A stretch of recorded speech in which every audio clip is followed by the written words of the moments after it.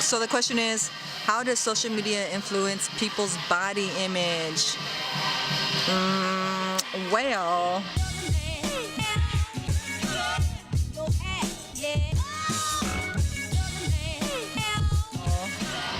that's a delicate one, but Yeah, it's very delicate.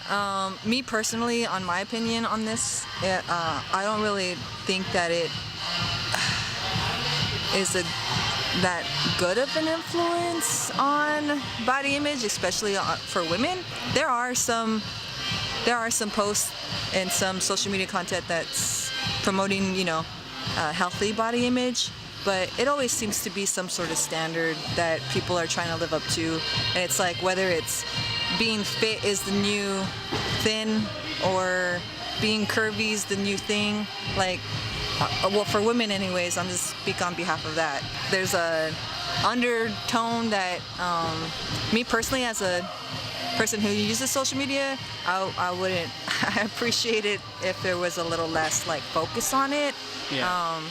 I think like people that are working out and everything is really cool.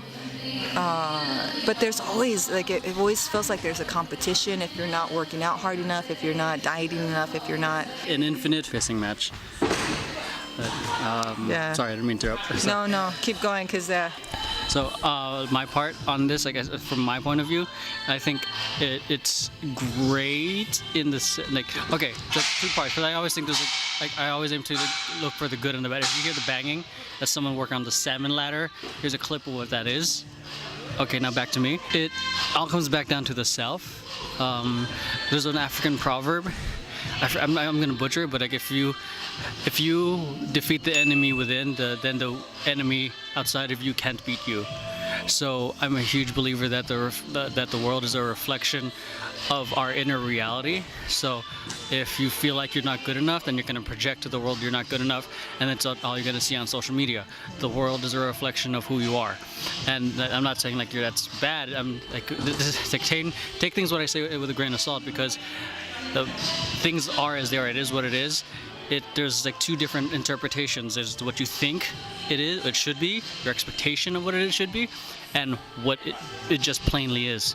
My words are just words. How you're interpreting it is up to you.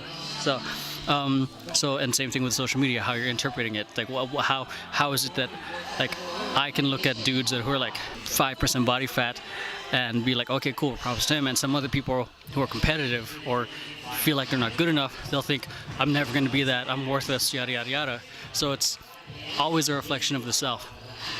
With that being said, I think it comes back to, like I said, the sense of self-esteem. Social media is pretty much just an echo chamber of that, of what you're looking for, what your reality is. And if it's not serving you, then I highly suggest you get off it. This is just advice, and like, don't listen to me if you want, because I'm not a psychologist.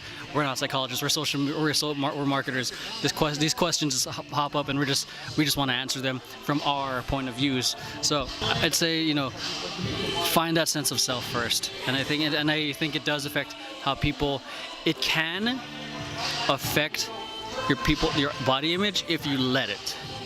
But if you have a very strong sense of self, nothing will bother you. So it all comes back down to that. Yeah. So. Good point, Emeroy. Locking point.